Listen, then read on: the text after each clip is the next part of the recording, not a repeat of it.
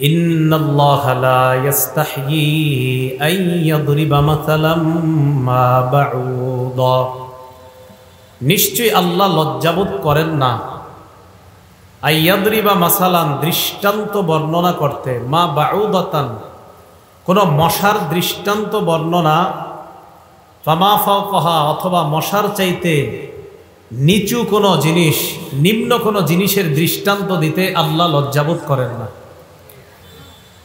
মুফাসসিরিনে কেরাম লিখেছেন, সত্য কম হোক বেশি হোক, ছোট হোক বড় হোক, সত্য তো সত্য, আর ওই সত্য বলতে আল্লাহ লজ্জাবোধ করেন না। বাউদাতান ফামা ফাওকাহা, এই ফাওকাহা দ্বারা কি উদ্দেশ্য? ফাওকাহার দুইটা অনুবাদ। এক নাম্বার অনুবাদ, আল্লাহ মশা এবং মশার চাইতে নিচু কোনো বস্তুর উদাহরণ দিতে লজ্জাবোধ করেন না। দুই নাম্বার অনুবাদ, আল্লাহ মশা এবং মশার চাইতে বড় কোনো জিনিসের দৃষ্টান্ত দিতে লজ্জাবোধ করেন না। বাউদা শব্দটার অর্থ মশা।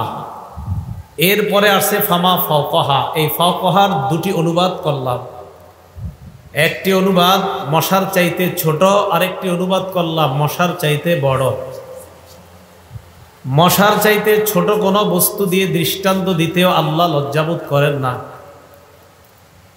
এই জাতীয় দৃষ্টান্ত হাদিসের মধ্যেও পাওয়া যায়। হাদিসের কিতাব নাম ইবনে মাজাহ, 4110 নম্বর হাদিস। সাহাল ইবনে সাদ রাদিয়াল্লাহু তাআলা আনহুর বর্ণনা, তিনি বলেন, কুন্না মা'আন নবী সাল্লাল্লাহু আলাইহি ওয়াসাল্লাম বিজিল হুলাইফা, আমরা রাসূল আকরাম সাল্লাল্লাহু আলাইহি সাল্লামের সাথে হুলাইফা নামক স্থানে ছিলাম। জুল হুলাইফা, জুল হুলাইফা নামক স্থানে যখন নবীজির সাথে ছিলাম, ফাইদা হুয়া বিশাতিন মাইয়িতাতিন, হঠাৎ নবীজি দেখলেন একটা মৃত বকরি, একটা মৃত বকরি, যে বকরিটা মরা, এটা পড়ে আছে, এইভাবে চিত হয়ে এইভাবে পড়ে আছে মৃত বকরিটা। ফাকালান নবী সাল্লাল্লাহু আলাইহি ওয়াসাল্লাম আতুরাউনা হাদিহি হাইয়িনাতান আলা সাহিবিহা, নবীজি সাহাবাদেরকে বললেন, তোমাদের কি মনে হচ্ছে এই মরা বকরিটাকে দেখা যে এটা তার মালিকের কাছে এখন কোনো মূল্য নাই? এই মরা বকরিটার যেহেতু মারা গেছে, তাই মালিকের কোনো মূল্য নাই, এমনটাই তো মনে করছো? সাহাবারা বলে, হুজুর ঠিকই তো, মারা যাওয়ার পরে তো এটার কোনো মূল্যই নাই আর। ফাকালান নবী সাল্লাল্লাহু আলাইহি ওয়াসাল্লাম ওয়াল্লাযী নাফসি বিয়াদিহি লাদ-দুনিয়া আহওয়ানু আলাল্লাহ মিন হাদিহি আলা সাহিবিহা, নবীজি সাল্লাল্লাহু আলাইহি সাল্লাম বলেন, এই মৃত বকরিটার তার মালিকের কাছে কোনো মূল্য না থাকার কারণে যেমন এইভাবে এটাকে এখানে ফেলে রাখছে, এটার চাইতেও দুনিয়াটা আল্লাহর কাছে আরো কম দামি, দুনিয়াটা এটার চাইতেও আল্লাহর কাছে আরো তুচ্ছ, আল্লাহর কাছে এটার কোনো মূল্য নাই এই দুনিয়া। সুম্মা ক্বালা নবী সাল্লাল্লাহু আলাইহি ওয়াসাল্লাম লাউ কানাতিদ দুনিয়া ইনদাল্লাহি তাজিনু জানাহা বাউদা, অন্য বর্ণনায় লাউ কানাতিদ দুনিয়া তা'দিলু ইনদাল্লাহি জানাহা বাউদা, এই দুনিয়াটার মূল্য যদি আল্লাহর কাছে মশার ডানা পরিমাণ হতো, মশা, মা সাকা ফিহা কাফিরা, তাহলে কোনো কাফেরকে আল্লাহ এক ডুব পানি পান করতে দিতেন না। এই দুনিয়াটার মূল্য আল্লাহর কাছে যদি মশার ডানা, এই ডানার পরিমাণও হতো, তাহলে মশার চাইতে এটার ডানা আরো ছোট। এই যে দেখেন ছোট বস্তু, মশার চাইতে আরো ছোট বস্তুর দৃষ্টান্ত হাদিসে পাচ্ছি আমরা। আর হাদিস নবী যা বলে সব আল্লাহর পক্ষ থেকেই বলেন। তাহলে মশা বা মশার চাইতে ছোট কোনো বস্তু দিয়ে দৃষ্টান্ত দেওয়া আল্লাহ লজ্জা পায় না, রাসূল সাল্লাল্লাহু আলাইহি সাল্লাম লজ্জা পান না। তো কোরআনের আয়াতে আসেন, মা বাউদাতান ফামা ফাওকাহা, মশা বা মশার চাইতে নিম্ন কোনো জিনিস দিয়ে উদাহরণ দিতে আল্লাহ লজ্জা পায় না, যদি এটা সত্য হয়। এটা গেল ফাওকাহার এক অনুবাদ। ফাওকাহার আরেক অনুবাদ, মশা এবং মশার চাইতে বড় কোনো বস্তুর দৃষ্টান্ত দিতে আল্লাহ লজ্জা পান না। মশার চাইতে বড় আছে মাছি। পবিত্র কোরআনে আল্লাহ পাক রব্বুল আলামিন মাছির কথা বলছেন। এর চেয়ে বড় আছে আনকাবুত, মাকড়সা। আল্লাহ পবিত্র কোরআনে মাকড়সার আলোচনাও করেছেন। তো এইগুলার চেয়ে বড় ফাওকন শব্দের অর্থ যে বড় অনুবাদ করা যায় এটা আমরা হাদিস থেকে জানবো। মুসলিম শরীফের 2572 নম্বর হাদিস, আমাদের মাদ্রাসার পাঠ্যপুস্তক অনুযায়ী। এই হাদিসের মধ্যে আম্মাজান আয়েশা সিদ্দিকা রাদিয়াল্লাহু তাআলা আনহার ব্যাপারে আলোচনা হয়েছে। দাখালা শাবাবুন মিন কুরাইশিন আলা আয়েশা রাদিয়াল্লাহু তাআলা আনহা ওয়া হিয়া বিমিনা। আম্মাজান আয়েশা সিদ্দিকা মিনায় অবস্থান করছিলেন। ওই মুহূর্তে আম্মাজান আয়েশা সিদ্দিকার কাছে একদল কুরাইশি যুবকের আবির্ভাব হয়। কুরাইশি যুবক আম্মাজান আয়েশা সিদ্দিকার সামনে যাওয়ার পর ওয়াহুম ইয়াদহাকুনা, তারা হাসাহাসি শুরু করে। যুবকরা আম্মাজান আয়েশা সিদ্দিকার কাছে যখন প্রবেশ করছে তখন তারা হাসতেছে। আম্মাজান প্রশ্ন করলেন, মা ইউদহিকুকুম, কি ব্যাপার, তোমরা হাসো কেন, তোমাদের হাসির কারণ কি, হাসির কারণটা জানতে চাই। যুবকরা জবাব দেয়, আম্মাজান ফুলানুন খর্র আলা তুনুবি ফুস্তাত, অমুক জায়গায় এক ব্যক্তি তাঁবুর রশির উপর পড়ে গিয়েছে, এই দৃশ্য দেখে আমরা হাসতে লাগলাম। অনেক সময় রাস্তাঘাটে দেখবেন অনেকে পড়ে যায়, আপনারা হাসাহাসি শুরু করেন। বৃষ্টির পানিতে অনেকে পিছলা খেয়ে পড়ে যায়, আপনারা হাসাহাসি শুরু করেন। আম্মাজান আয়েশা সিদ্দিকা বলেন, তোমরা আর কি দেখলা? তারা জবাব দিল, কাদাত উনুকুহু আও আইনুহু আন তাযহাবা, লোকটা যখন পড়ে যায় দেখলাম লোকটার চোখ অথবা ঘাড়, এই চোখ অথবা ঘাড়ে আঘাত পাওয়ার সম্ভাবনা দেখলাম। আম্মাজান আয়েশা বলেন, এই অবস্থা দেখার পরেও একজন মুসলমানকে দেখা তোমরা হাসতেছ। আম্মাজান আয়েশা বললেন, শোনো, মা মিন মুসলিমিন ইউশাকু শাওকাতান ফামা ফাওকাহা, কোন মুসলমানের শরীরে যদি কাঁটা বিদ্ধ হয় অথবা এর চাইতে বড় কোনো বস্তু বিদ্ধ হয়, এই যে ফাউকুন মানে বড়, ওই হাদিসে জানলাম ফাউকুন মানে ছোট, এই হাদিসে জানলাম ফাউকুন মানে বড়। নবীজি বলেন, কোন মুসলমানের শরীরের মধ্যে যদি কাঁটা অথবা কাঁটার চাইতে বড় কোনো জিনিস বিদ্ধ হয়, তাহলে ওই মুসলমানের রুফিআত লাহু বিহা দারাজা, সাথে সাথে তার মর্যাদা আল্লাহ বাড়ায় দেয়। তাহলে কে আছাড় খেয়ে পড়ে যায়, তার মর্যাদা আল্লাহর কাছে বাড়ে। ওয়া মুহিয়াত আনহু বিহা খাতিআ, সাথে সাথে তার জিন্দেগীর একটা গুনাহ আল্লাহ মাফ করে দেয়। আর আপনারা হাসলেন, হেসে গুনাহ করলেন। যিনি পড়লেও উনি পড়ার কারণে সওয়াব পাইল, ওনার মর্যাদা বাড়লো। তো যাই হোক, এটা বলা আমার উদ্দেশ্য না, আমার প্রমাণ করা উদ্দেশ্য ফাউকুন শব্দের অর্থ যে বড় হয়, আবার ফাউকুন অর্থ ছোট হয়। তো কোরআনের মধ্যে ফাউকুন শব্দ বলছে আল্লাহ, এই ফাউকুনের অনুবাদ দুটি হতে পারে, মশা বা মশার চাইতে ছোট কোনো বস্তু, মশা বা মশার চাইতে বড় কোনো বস্তু। আর এটার অনুবাদ যে ছোট হয় এটা কোরআন থেকে জানলাম, এটার অনুবাদ যে বড় হয় এটাও আমরা কোরআন থেকে দৃষ্টান্ত জানলাম, হাদিস থেকেও ফাউকুন অর্থ যে বড় এই কথাটা আমরা জানতে পারলাম। তো এই কথাটাই আল্লাহ বলেন, নিশ্চয়ই আল্লাহ মশা বা মশার চাইতে নিম্ন অথবা এর চাইতে বড় কোনো বস্তু দিয়ে দৃষ্টান্ত দিতে লজ্জা পায় না, যদি ওই দৃষ্টান্ত সত্য হয়। এখন আমি আপনার কি করণীয়? আমরা তো ঈমানদার। ফাআম্মাল্লাযীনা আমানু ফায়া'লামুনা আন্নাহুল হাক্কু মির রাব্বিহিম, মশা মাছির দৃষ্টান্ত কোরআনের মধ্যে পাওয়ার পর মুসলমান যারা, ঈমানদার যারা, আল্লাহ বলেন তারা বিনা সন্দেহে এই কথাটা সত্য হিসাবে মেনে নেয়। কারণ আমার আল্লাহ বলছে মশার কথা, তাই মশার কথা মুমিনরা মেনে নিবে, কারণ কথাটা আমার আল্লাহর। তাহলে আল্লাহ কম কোক বেশি কোক এটা সত্য, আমার আল্লাহ বলছে। ঈমানদারদের অবস্থা তো এমন যে মশার কথা বললো ঈমানদার বিশ্বাস করবে, হাতির কথা বললো ঈমানদার বিশ্বাস করবে, কারণ বলছে আল্লাহ, এটা বলতেছে। ফাআম্মাল্লাযীনা আমানু ফায়া'লামুনা আন্নাহুল হাক্কু মির রাব্বিহিম ওয়া আম্মাল্লাযীনা কাফারু, আর যারা কাফের, ফায়াকুলুনা মাযা আরাদাল্লাহু বিহাযা মাসালা, তারা বলে আল্লাহ এই জাতীয় দৃষ্টান্ত দিয়ে কি বুঝাইতে চায়, মশা মাছির দৃষ্টান্ত কেন আল্লাহ দিতে চায়? তাহলে যারা কাফের, যাদের ভিতরে মুনাফিকি আছে, তারাই আল্লাহর কোনো বিধান নিয়ে প্রশ্ন তুলবে। আর যারা ঈমানদার, তাদের কাছে আল্লাহর বিধান এটা ছোট হোক বড় হোক, ঈমানদার কখনো আল্লাহর বিধানের উপর প্রশ্ন তুলবে না। এই কথাটা আল্লাহ এই আয়াতে বুঝায়। এবার দেখেন আল্লাহ কি বলেন, ইউদিল্লু বিহি কাসীরান ওয়া ইয়াহদি বিহি কাসীরা। এই জাতীয় দৃষ্টান্ত দিয়ে আল্লাহ অনেককে পথভ্রষ্ট করে। যেমন মুনাফিকরা এই ছোট দৃষ্টান্ত মেনে নিতে পারে না, ওয়াহদি বিহি কাসীরা, অনেককে আল্লাহ হেদায়েত দান করে। যেমন ইমানদাররা যখন জানে যে মশার দৃষ্টান্ত আমার আল্লাহ দিছে, ইমানদার এটা বিশ্বাস করে, তার ঈমান আল্লাহ আরো বাড়ায় দেয়। তাহলে ইউদিল্লু বিহি কাসীরা ওয়া ইয়াহদি বিহি কাসীরা। এখন কি করে দেখেন, ওয়া মা ইউদিল্লু বিহি ইল্লাল ফাসিকিন। এই জাতীয় দৃষ্টান্ত দিয়ে বেশিরভাগ ফাসেক যারা, তাদেরকেই পথভ্রষ্ট করে। ফাসেকরা এগুলোর উপর প্রশ্ন তোলে। অনেক ইমানদার দেখবেন যারা দাবি করে ইমানদার, বাবা মুমিন, মা মুমিন, এরপরেও সে কোরআনের ব্যাপারে এমন এমন কথা বলে, তো তার কথাই প্রমাণ করে যে এই লোকটা একজন ফাসেক মার্কা মুনাফিক।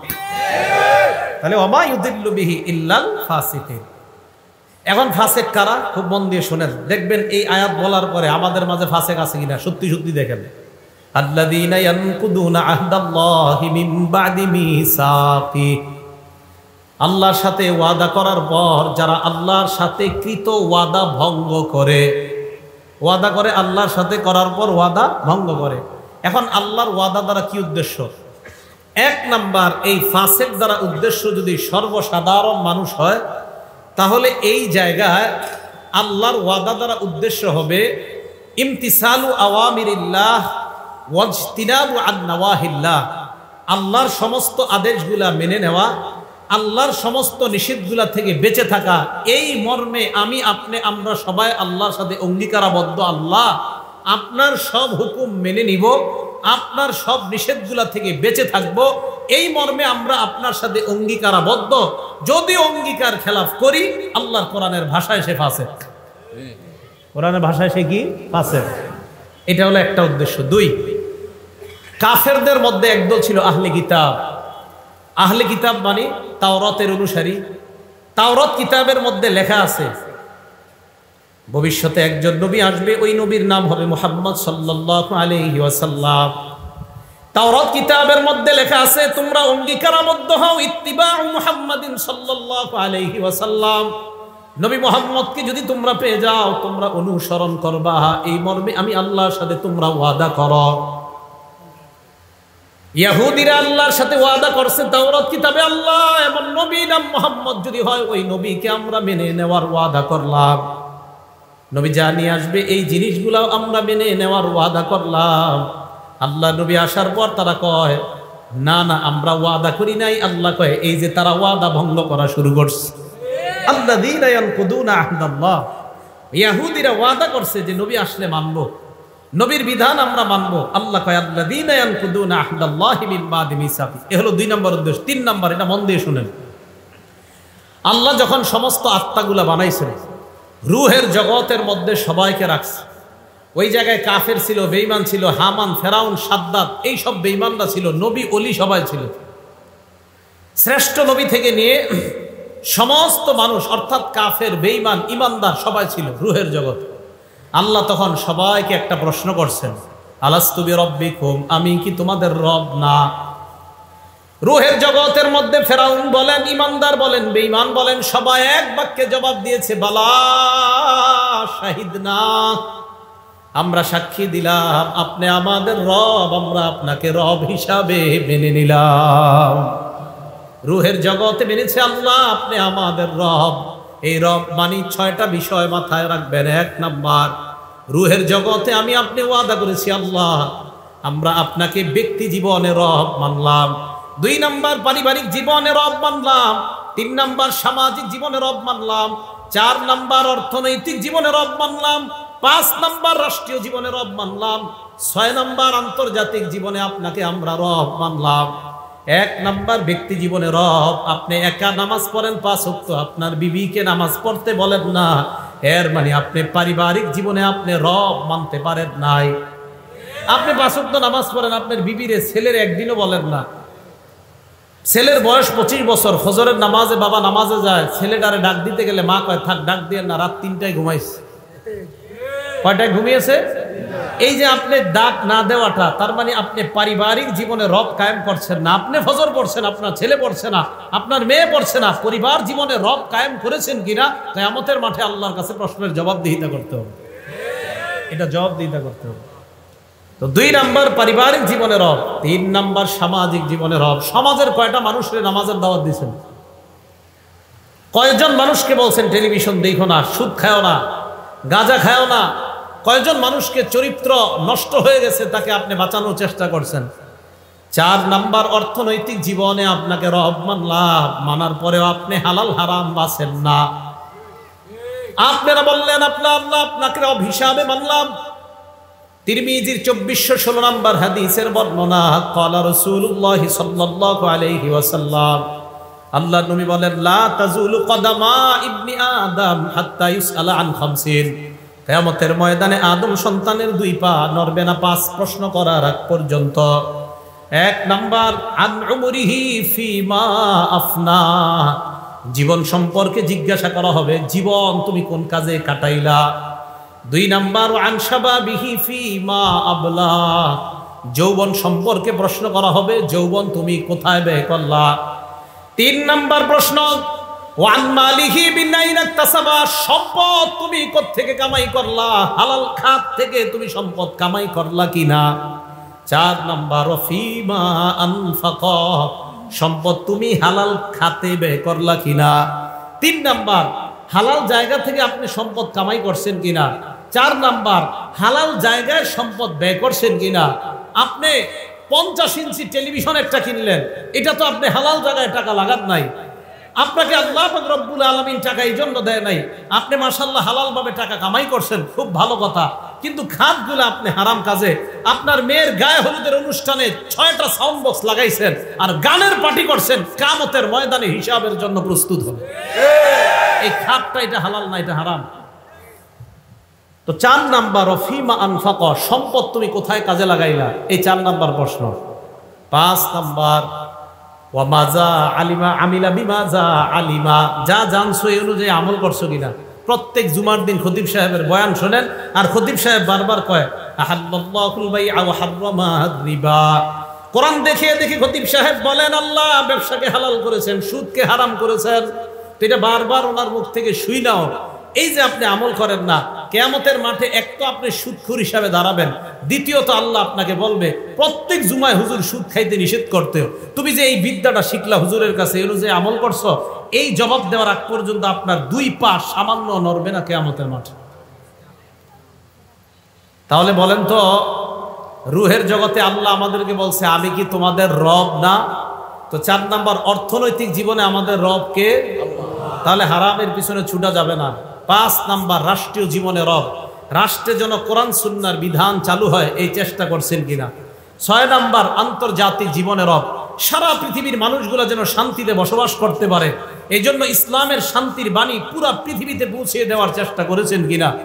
এই 6 জীবনে আমরা রুহের জগতে বলছি আল্লাহ আপনাকে আমরা রব হিসাবে মেনে নিলাম।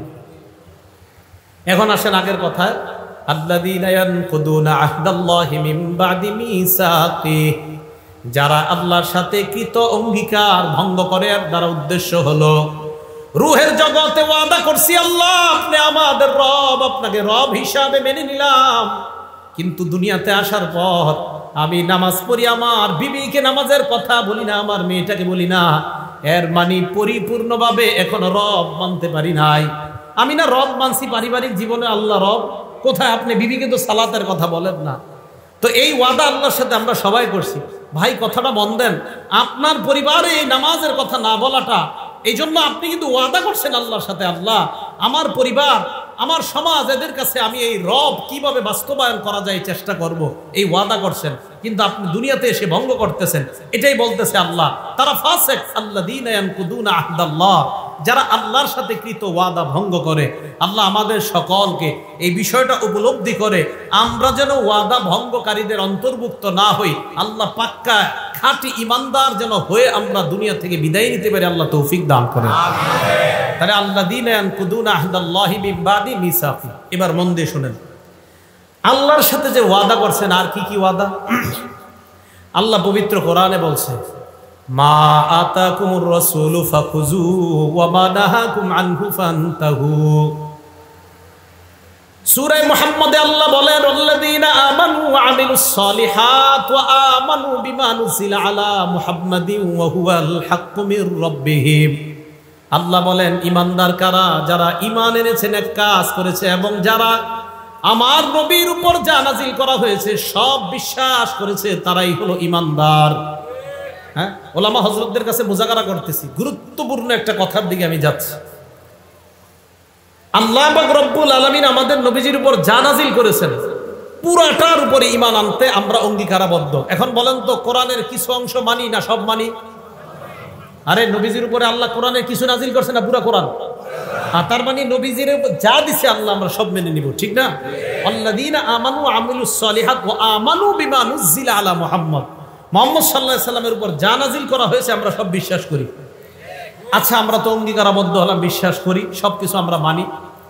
যদি বলেন যে না হুজুর আমি কিছু মানি কিছু মানি না, তা আপনি তো ঈমানদার না। আল্লাহ বলেন আফাতুমিনুনা বিবাদিল কিতাব ওয়া তাকফুরুনা বিবাদ, তুমি কোরআনের কিছু অংশ মানো আর কিছু অংশ মানো না, এইটা তো ঈমানদারের পরিচয় না। এখন আসেন তাহলে, আমাদের নবীজিকে আল্লাহ পুরা কোরআন দিলেন, এই পুরা কোরআন বিশ্বাসে আমরা অঙ্গীকারাবদ্ধ, ঠিক তো? এখন আল্লাহ কি বলে সূরা হাশরে দেখেন, মা আতাকুমুর রাসূলু ফাখুযু ওয়া মা নাহাকুম আনহু ফান্তাহু, নবী তোমাদেরকে যা দিয়েছেন তোমরা গ্রহণ করো। তাহলে নবী যা দিয়েছে গ্রহণ করবেন? এই জি আসতে হয়েছে, নবী যা দিয়েছে গ্রহণ করে, হুকুম কার? আবার বলছি, নবী যা দিয়েছেন এটা গ্রহণ করো, হুকুমটা কার? তাহলে নবী যা দিয়েছে আমাদেরকে আমরা গ্রহণ করব তো? ওয়াবাদাহাকুম আনহু ফান্তাহু, নবী যা থেকে নিষেধ করেছেন তা থেকে তোমরা বিরত থাকো। আমাদের নবী আমাদেরকে যা দিয়েছেন আমরা গ্রহণ করার ওয়াদা করলাম, যা থেকে নিষেধ করেছেন তা থেকে বিরত থাকার ওয়াদা করলাম। এখন আসেন আল্লাহর নবীর সাহাবা আব্দুল্লাহ ইবনে আমর রাদিয়াল্লাহু তাআলা আনহুমার বর্ণনা। আব্দুর রহমান ইবনে আব্দে রব্বিল কাবা একজন তাবিঈ, এই তাবিঈ বলেন আমি নবীর সাহাবা আব্দুল্লাহ ইবনে আমরের কাছে গেলাম। নাসাই শরীফ 4191 নম্বর হাদিসের বর্ণনা। ওয়া হুয়া জালিসুন ফি জিল্লিল কাবা, নবীর সাহাবা তখন কাবার ছায়ার মধ্যে বসা। ওয়ান নাসু আলাইহি মুজতামিউন, নবীর সাহাবাকে সবাই ঘেরাও করে রাখছে। সাহাবা আব্দুল্লাহ ইবনে আমর বলেন কুন্না মান নবী সাল্লাল্লাহু আলাইহি ওয়াসাল্লাম ফি সাফার, আমরা আল্লাহর নবীর সাথে এক সফরের মধ্যে ছিলাম। ইদ নাযালনা মানজিলা, সফর করতে করতে এক জায়গায় যাত্রা বিরতি দিলাম। আমরা সফরে বের হই, দাওয়াত তাবলীগের সফরে গেলে হঠাৎ আমাদের যদি নামাজের প্রয়োজন হয়, হাজতের প্রয়োজন হলে মাঝে মাঝে সফর বিরতি দিই আমরা, ঠিক না? সাহাবারা সফর বিরতি দিলেন, নবীজি সফর বিরতি দিলেন, একটু মন দিয়ে শুনতে হবে এই জায়গাটা। তো নবীজির সাহাবা আব্দুল্লাহ ইবনে আমর বলেন আমরা সাহাবাদের মাঝে তিনটে গ্রুপ হয়ে গেছে যাত্রা বিরতি দেওয়ার পর। মনে করেন আপনারা সবাই একসাথে এখানে আসছেন, তো পথিমধ্যে এক জায়গায় বললেন এই দাঁড়া, এই জায়গায় জোহর নামাজটা পড়ি। তো নামাজ পড়তে গিয়ে কেউ গেছেন ইস্তেনজায়, কেউ গেছেন ওযু করতে, কেউ গেছেন মসজিদে, এরকম হতে পারে। তো সাহাবারা বলেন আমাদের মাঝে তিনটা দল হয়ে গেছে। এক নাম্বার ফাবিন্না মাইয়াদরিবু খিবাআ, একদল তাবু টানাইতেছে, তাবুর ছায়ায় বিশ্রাম নিবে। ওয়াবিন্না মাইয়ানতাদিলু, আরেক দল তীর প্রতিযোগিতা করতেছে, তীরের প্রতিযোগিতা এটা করতেছে আরেক দল। ওয়াবিন্না মান হুয়া ফি জাশরাতিহি, আরেক দল তার প্রাণীগুলাকে পানি পান করায়, সফর করছে যে প্রাণী দিয়া এগুলারে ঘাস খাওয়াইতেছে, পানি পান করাইতেছে। ইতিমধ্যে নামাজের সময় হয়ে গেছে। ইজনাদা মুনাদি রাসূলিল্লাহি সাল্লাল্লাহু আলাইহি ওয়াসাল্লাম আস-সালাতু জামিআ, একজন ঘোষণাকারী এসে ঘোষণা দিলেন ও সাহাবারা নামাজের সময় হয়ে গেছে, সবাই নামাজে আসো। দেখেন কি হয়, ফাজতাবানা আলাইহি, আমরা সবাই নবীজির সামনে গেলাম নামাজ পড়তে। ফাকামা ফিনা রাসূলুল্লাহি সাল্লাল্লাহু আলাইহি ওয়াসাল্লাম ফাখাতাবা, আল্লাহর নবী আমাদের সামনে দাঁড়াইলেন, দাঁড়িয়ে একটা ভাষণ দিলেন। নামাজের কাতারে আমরা দাঁড়াইলাম, নবীজি আমাদের সামনে দাঁড়ায় একটা ভাষণ দিলেন। ভাষণের মধ্যে নবীজি বললেন শোনো তোমরা, ইন্নাহু লাম তাকুন নাবিয়্যুন, আমার পূর্বে যত নবী দুনিয়ার মধ্যে আসছে আমি সহ সমস্ত নবীর মৌলিক দুইটা দায়িত্ব। বলেন কয়টা? সূরা হাশরে আল্লাহ বলছে নবী যা দিয়েছে তা গ্রহণ করবা, আমরা সবাই ওয়াদা করছি সব গ্রহণ করব। এই হাদিসে নবীজি বলতেছেন আমি সহ যত নবী আসছে সব নবীর মৌলিক কয় দায়িত্ব? দুই দায়িত্ব। নবীজি বলেন লাম তাকুন নাবিয়্যুন, যত নবী দুনিয়ার মধ্যে আসছে ইল্লা কান হাক্কান আলাইহি আইয়াদুল্লা উম্মাতাহু আলা মা ইয়ালামুহু খায়রান লাহুম, সমস্ত নবীর এক নম্বর দায়িত্ব উম্মতকে যা কল্যাণকর ওই কল্যাণকর বিষয়ে উম্মতকে জানায়া দেওয়া।